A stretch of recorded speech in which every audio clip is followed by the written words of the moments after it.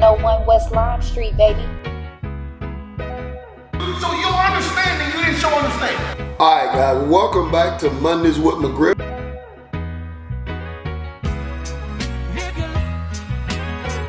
That's the kind of stuff that keeps me coming back. Like I've always got something that say, okay, what can we be better at?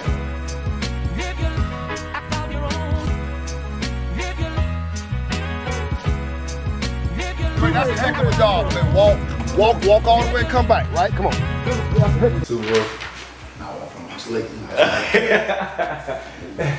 mean, I a little bits and pieces, but I ain't gonna be like sitting there. No. All the fans, welcome to episode 11, week 12 of Mondays with McGriff. Episode 11, week 12. We're ready to get started. We're gonna jump right into it. Our soapbox issues, big thing, all about the district tournament. Congratulations to the Yellow Jackets for being the Class 6A District 7 District Champ. Guys did a great job Saturday night, well deserved. To the kids, to the parents for hanging in there, to the other coaches with a tremendous job winning the district championship 72-45 or 72-47, I believe, over Lakeland. It was a great week. We beat rival Kathleen. Okay, St. Cloud, who made the playoffs, and Lakeland to win the district championship on Saturday night. Okay, well deserved. A little statistics. You guys know I like numbers. It was our school's 33rd district title, so nobody in Polk County is even close for boys basketball. 33rd district title. A little bit of information on my tenure in Bartow. We've been in the district title game now 16 times in 19 seasons. 16 of the last 19 seasons we've been in a district title game, and we managed to win 12 of them. And so we're very fortunate to have good players. We got good players willing to get better. And so when you're in the district title game in our district, now we've been in the district with Lakeland, and we've been in the district with Kathleen, and we've been in the district with Winter Haven, and at certain points we've been in there with Auburndale and Lake Region, all of the public schools that are the best schools in the county, Lake Wells, over the course of time. And you're in it 16 times in 19 years, and you win 12 of them, you got good players. And so we got good players. Congratulations to this year's Yellow Jackets, district champs, well-deserved. Kids did a great job, okay? My second soapbox issue, I want to congratulate all the Polk County teams that are in the district, that are in the regional playoffs, okay? There's 7 of them, including Bartow, so obviously us. I'm going to go in order from 1A, from 2A to 7A. Victories in 2A, okay, congratulations to Victory, they won the district title. Santa Fe's in 3A, okay, they lost the district championship game, and I think they're going to still be the number 2 seed for their region. Okay, Discovery lost in the district championship game. They're 4A. Okay, Sebring's in 5A. I think Discovery is going to be the 6th seed. I think Sebring's going to be the 6th seed as well in 5A. Lakeland's obviously going to be, Lakeland actually got the 4th seed. We'll talk about that in a minute. In 6A, so we got 2 6A schools, we always do, normally, and then Winter Haven in 7A. Okay, so congratulations to all Polk County teams. We want to wish everybody, all the ones in 7A, 5A, 4A, 3A, 2A, well this coming Thursday. All the games will be Thursday at 7 o'clock, okay? Let's get into a review of the week. Okay, we're going to review all 3 district games, district quarterfinals against Kathleen, our arch rival. 3rd time playing them, Bartow 66, Kathleen 49. Anytime you play somebody 3 times, like we're going to be playing Lakeland a 3rd time coming up, anytime you play somebody 3 times, a district game, a county game, a rival like Kathleen, you don't know what to expect. But I knew our guys would be ready to play. Okay, so 66-49 win. Kathleen's eliminated from the tournament. Okay, they've done that to us in the past, so we're thankful that we were able to come back and put them out. It was in Bartow, okay, on this past Tuesday. Key statistics right quick, okay?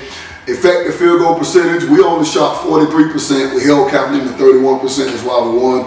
Turnover percentage was down again, 17%. Told you anything under 20 is good, okay? Points in the paint's why we won. 38 points for Bartow, 12 for Kathleen, okay? We kept them off the line. They went to the free throw 10 times, free throw line 10 times, we went 15. We got to keep them off the line. Who were the key factors in the game? Rick Felix, 14 points, 12 rebounds, 4 blocks, 14, 12, and 4. Rick really starting to come on. All right, Ed Wiggins has been just consistent all year. 12 points, 6 rebounds, 7 blocks. 12.6, so 11 blocks between the two big guys.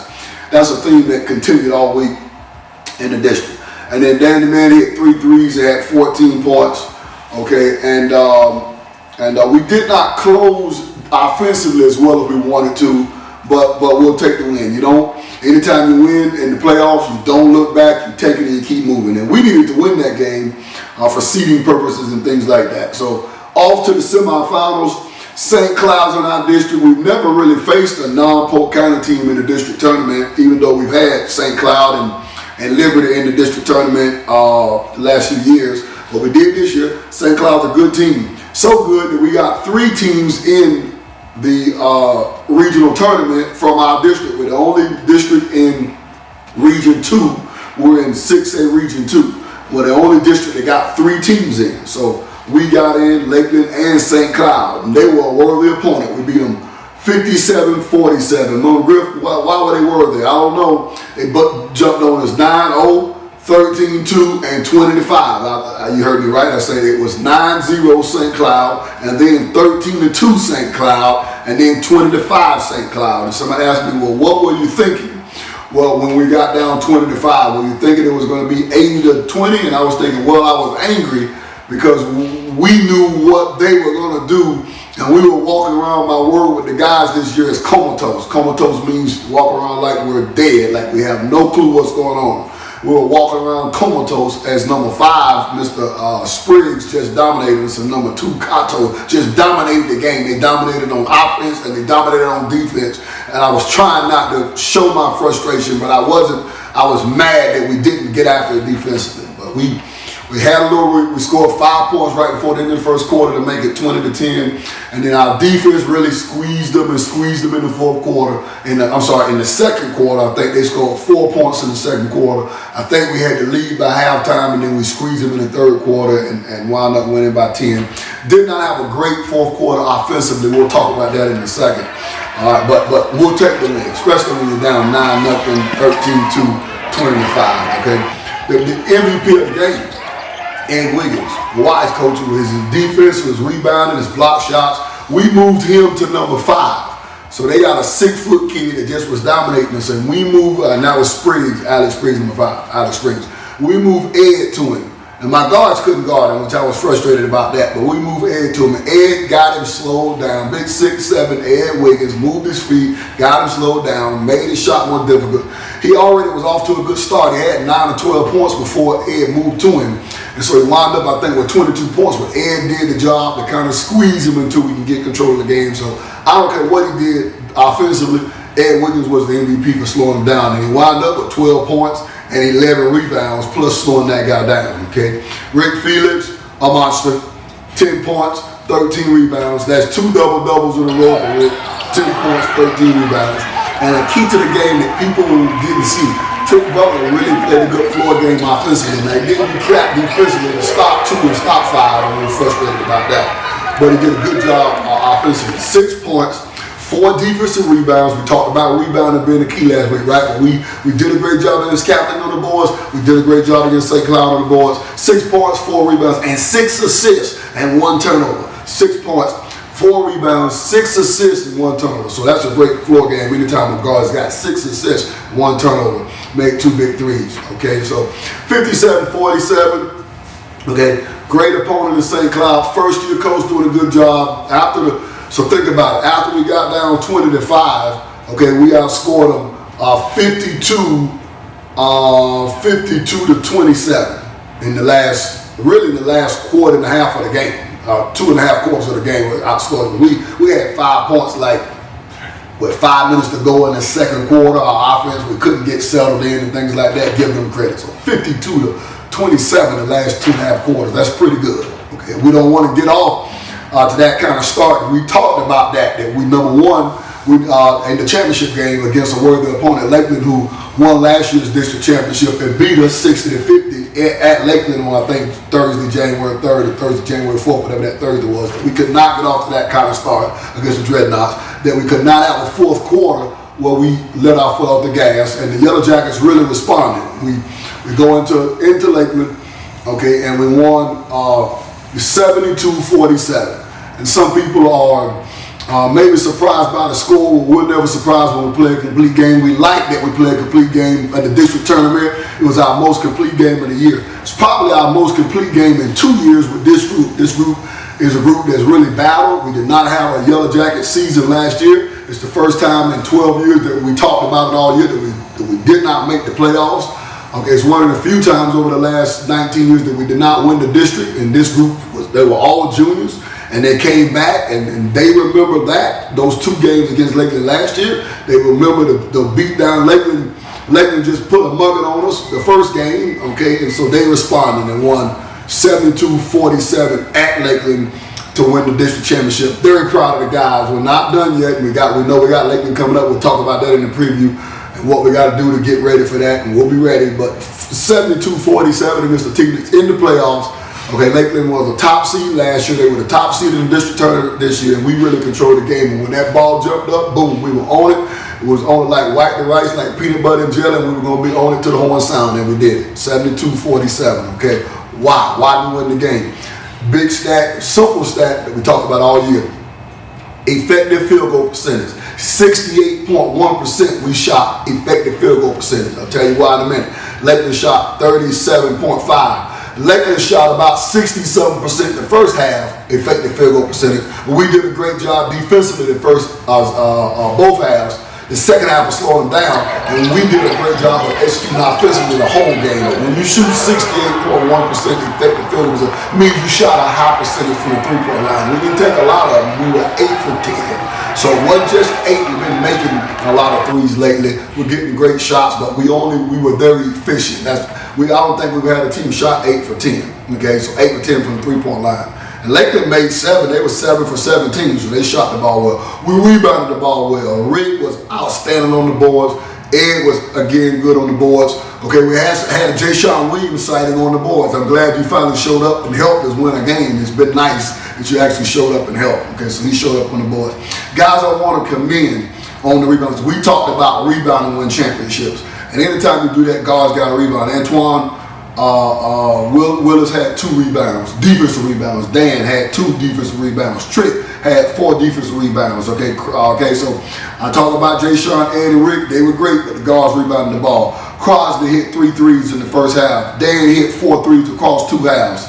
Okay, so that was 7 of the 8 threes. I think KJ came and hit 1. Okay, Jay Sean Williams played his best game of the young season. Now he can play better. We're not happy with his play defensively and things like that. We want him offensive rebound better. We think he can get better as he gets back into basketball shape. But the second quarter, he was sensational. Okay, 11 points. And we were spread out. We had him with 11 points, Dan with 14 points, Rick with 7 points.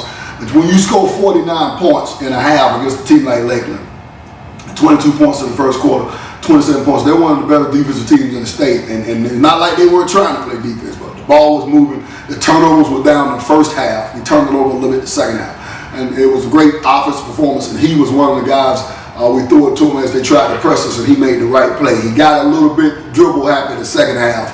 We got it on tape to watch him, but first half we were sensational. We made shots, we made layups. It was a great performance. So swept the week. Think about it, Yellow Jackets. We were 8-8, and now we're 19-9. Well, that means we won 11 of the last 12 games. 8 games in a row we beaten.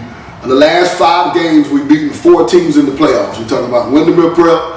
They're the number 1 seed in their region. You're talking about Gibbs. They're the number 1 seed in their region. Okay, you're talking about Lakeland. They come in as the 4th seed in their region. You're talking about St. Cloud. They make the playoffs. They say, well, they barely made the playoffs. They made the playoffs. 3 teams in a district means it's a tough district. They made the playoffs.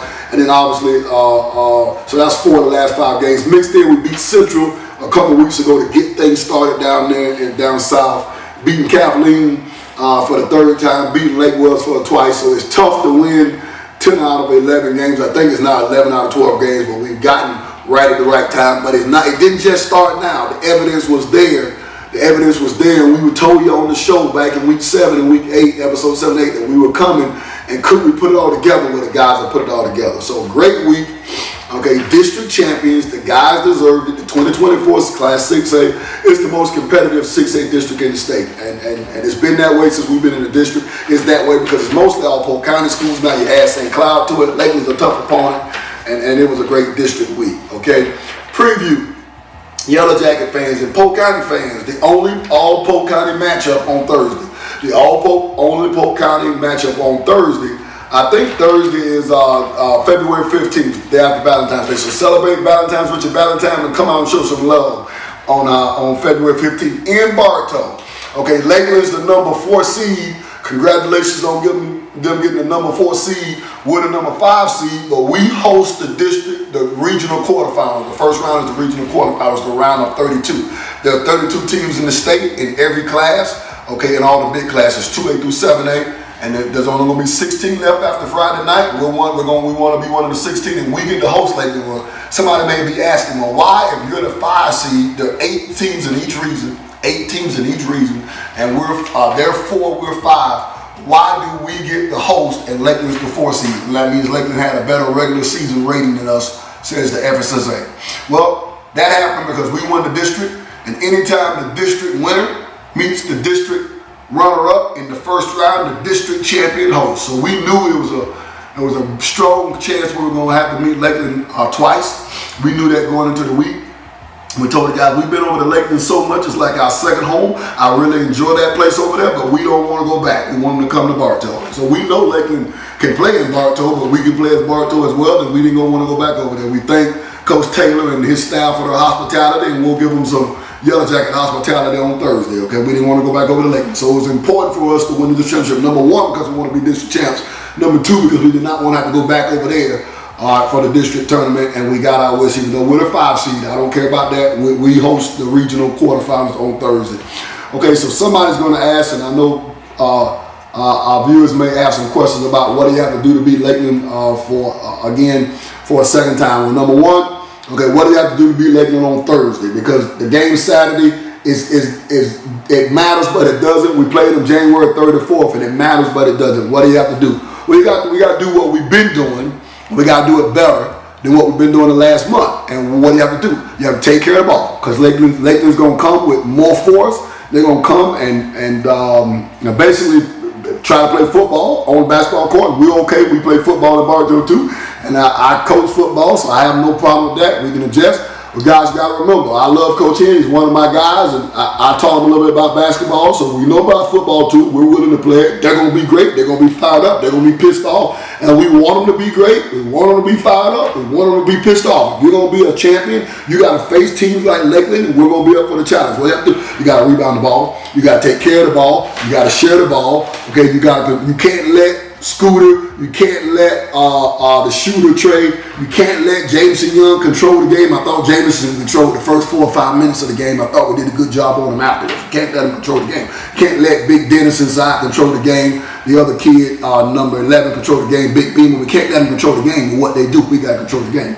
Okay? All right, somebody's asking, well, how does Saturday game affect the game? Will Lakeland have a mental advantage because they lost the game? Well, Henderson certainly will use that advantage and say, hey, we lost the game, we got to be ready to play. But we've got something to play for too. Well, what do you mean, Coach? How does that win affect you guys? And what's your mental advantage? Well, let me take you back to 2 years ago when these seniors were sophomores on the team with KJ Parker and on the team with Amarion Baker, who was a great point guard for us, Jaden Wynn. Okay, those guys were on the team. I'm missing one guy, and Jordy Lowry. I can't miss Jordy Lowry, right? Those guys won this tournament over beating Winter Haven in the semis, Lakeland in the finals, and then get to the first round playoff and lose to Catalina. Well, these guys remember that feeling. And so just like Lakeland will have an advantage, a supposed advantage, because they're going to be pissed off. But these guys know what it's like to lose to a county team in the first round playoff. We're going to be ready to play.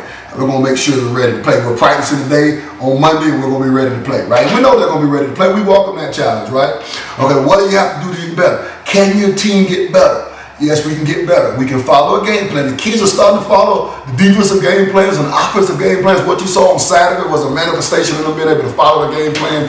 They can follow it better. We gave them some things. We're not going to talk about it, but we gave them some things in Lakeland early defensively that we don't want. Okay, and then we had some things that happened in the second half that we don't want. So we feel like the kids can follow the game plan better. Okay, but we're looking forward to a great contest. It's the all Polk County matchup.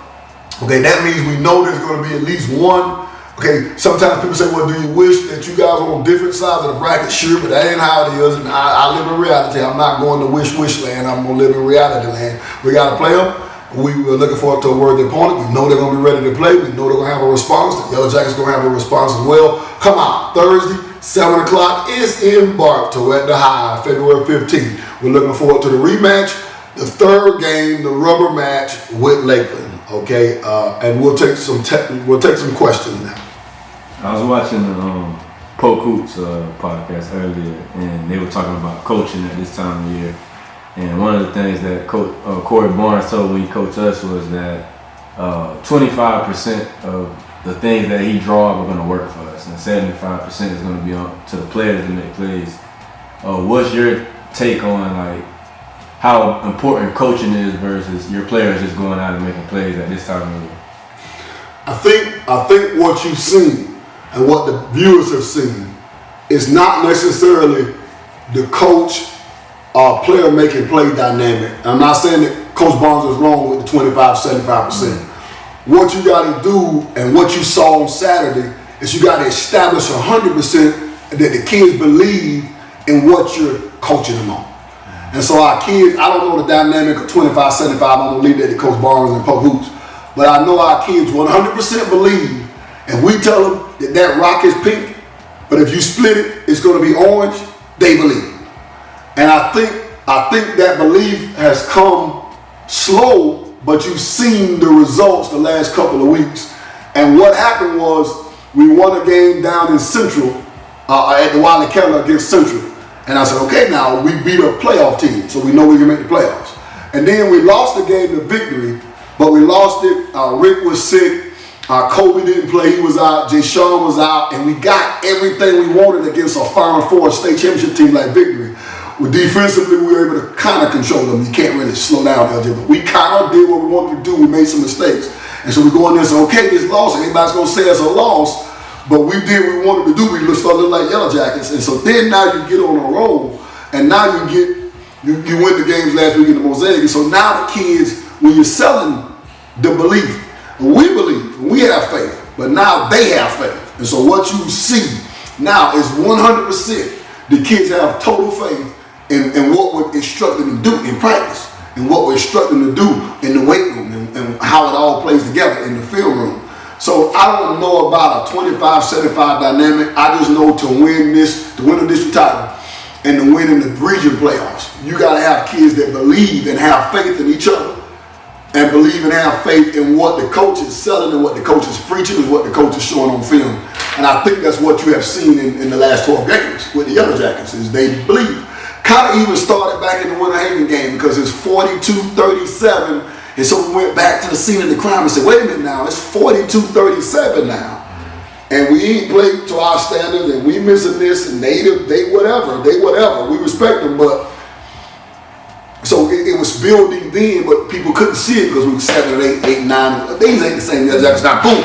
Well, where'd they come from? Well, it's been there. We talked about it. And so the belief is what you got to have 100% of them. All the other stuff, 25. We certainly want our kids to execute more than 25%. We think they did. Offensively, our kids executed the game plan perfectly. Underneath out of bounds, our kids executed. Defensively, they did. But that's everybody's coaching philosophy is different. Belief. We're peddling, we're selling, we believe in what we're telling you because this is for your benefit. Because you may not have been here, but we have been here. And this is what it takes to win. And so the kids are 100% bought in. And the last question they asked on, not on Poke Hoops, but in the comments they were saying that you guys won, but you didn't receive the trophy. Where is the trophy? Yeah, that I wanna let everybody know that had nothing to do with Coach Taylor. Okay. It's the district manager for the tournament. Each year, the county athletic director assigns a district manager, an AD, that's responsible for ordering the trophy. It used to be my AD, Brandon Kinnear, but he left. We got a new AD. So they assigned it to the AD from Lake Gibson. The AD from Lake Gibson did not purchase the district championship trophy. So Coach Henderson, I didn't know who the district host was. I knew it wasn't us anymore. And the district host is not who's hosting the district. The district manager is the AD who's in charge of setting the brackets, setting them out. I ain't putting him on blast. He made a mistake. It's the Lake Gibson AD. We'll get it. He'll order it. We're gonna email him tomorrow. We'll get it. Okay, the kids were able to celebrate without it, and that's great. Okay, we want some other trophies, so that's great. We'll get the district chairman. But I want to say it had nothing to do with Coach Taylor. I didn't know. I was talking to the radio guys, and they came out and said, "Well, there's no district championship trophy." And Coach Taylor came out and said, "Coach, we're not supposed to order it. It's supposed to be the district manager." And he's right. Okay, so most people don't know that. They don't know how the logistics of it. But the AD in charge of the boys basketball is supposed to order it. He did not order it. We're gonna email him Monday. We'll get it ordered, and we're gonna put that thing to the side. And we got some other stuff. And so it don't matter to us. It don't. Well, it matters to the kids. We'll get it. Did they miss their chance to celebrate it? Maybe it'll be okay. It'll be okay. We can borrow one from inside the trophy case. We got a whole bunch of them celebrating that thing. Put that thing back. Let's get ready for the Dreadnoughts on Thursday, right? That's it. All right, we'll see you guys. We're gonna probably have another show next week. We hope to be still playing, but we'll have a Mondays with McGriff. This has been great. I hope you guys have enjoyed it. 701 West Line Street, baby.